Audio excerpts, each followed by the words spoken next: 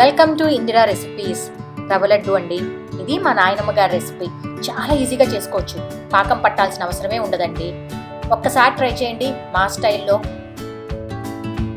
రవ లడ్డుకి కావాల్సిన పదార్థాలు: 1 గ్లాసు బొంబాయి రవ్వ, 1/3 గ్లాసు ఎండు కొబ్బరి తురుము, 2 గ్లాసుల పంచదార, 1/3 గ్లాసు పాలు, 4-5 యాలుక్కాయలు, కొన్ని ఎండు ద్రాక్ష, కొన్ని జీడిపప్పు, 3 స్పూన్ల నెయ్యి. మీరు రవ్వని ఏ గ్లాస్తో కానీ కప్తో కానీ మెజర్ చేస్తారో అదే కప్పుతో కానీ గ్లాస్తో కానీ మిగతా వాటిని మెజర్ చేసి తీసుకోండి.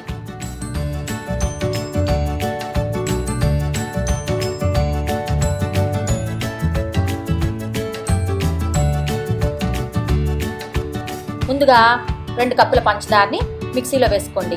మేము ఇలా మిక్సీ ఎందుకు పెట్టుకుంటున్నాము అంటే, మేము తీసుకున్న పంచదార కొంచెం పలుకుగా ఉందండి, అంటే పెద్ద క్రిస్టల్గా ఉంది.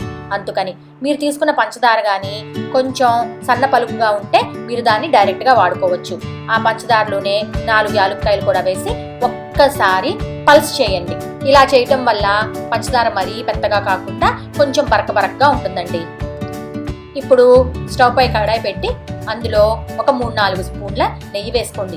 నెయ్యి ఎంత వేసుకుంటే అంత రుచిగా ఉంటుందండి లడ్డు. నెయ్యిని మీడియం ఫ్లేమ్లో కరగనివ్వండి. ఇప్పుడు దాంట్లో జీడిపప్పులు వేసుకొని మంచి రంగు వచ్చేదాకా వేపుకోండి. అదే నెయ్యిలో కిస్మిస్ కూడా వేసుకొని వేపుకోండి. దాని తర్వాత అదే నెయ్యిలో రవ్వను కూడా వేసుకొని సిమ్లో మంచి రంగు వచ్చేదాకా వేపుకోండి. ఇలా వేపుకోవటం వల్ల రవ్వలో ఉన్న పచ్చివాసన కూడా పోతుందండి. రవ్వ బాగా వేగిన తర్వాత స్టవ్ను ఆఫ్ చేసుకోండి. ఇప్పుడు ముందుగా మనం వరక్క పట్టి పెట్టుకున్న పంచదార ఉంది చూడండి, దాన్ని కూడా వేసి ఆ రవ్వ వేడిలోనే ఒక్కసారి బాగా కలుపుకోండి. దాని తర్వాత ముందుగా మనం కోరుకున్న ఎండు కొబ్బరిని కూడా వేసి బాగా కలుపుకోండి. దాని తర్వాత ఒక గిన్నెలోకి ఈ రవ్వనంతా వేసుకోండి.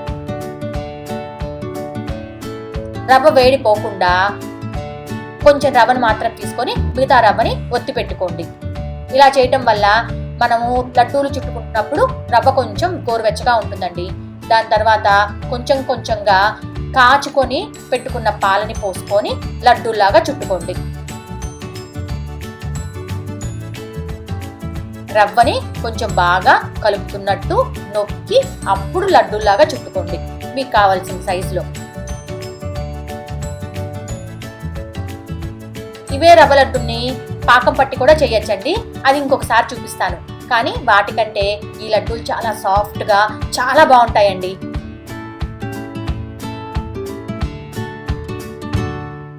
తర్వాత ఎండు ద్రాక్ష, జీడిపప్పులు కూడా పైన పెట్టి లడ్డూలాగా చుట్టుకోండి, కొంచెం గట్టిగా నొక్కుతూ.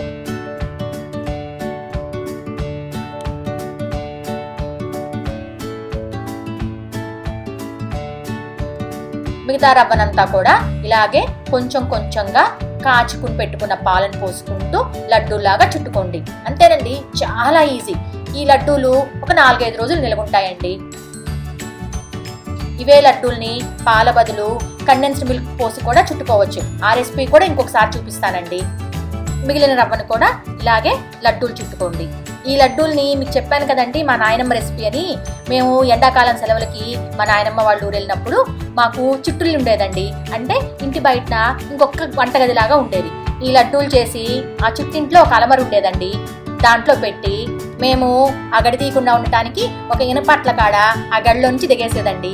సాయంత్రం పూట పిల్లలందరికీ తలా ఒక రవ్వ లడ్డు ఇచ్చేది. దీంతో పాటు అప్పుడప్పుడు మాకు సగ్గు బియ్యాన్ని పెరుగులో నానబెట్టి పకోడీ వేసేదండి మా నాయనమ్మ. చాలా బాగుండేది. నాకెందుకో ఈ రవ్వ లడ్డు చేస్తున్నప్పుడు ఆ చిన్ననాటి జ్ఞాపకం గుర్తుకొచ్చిందండి.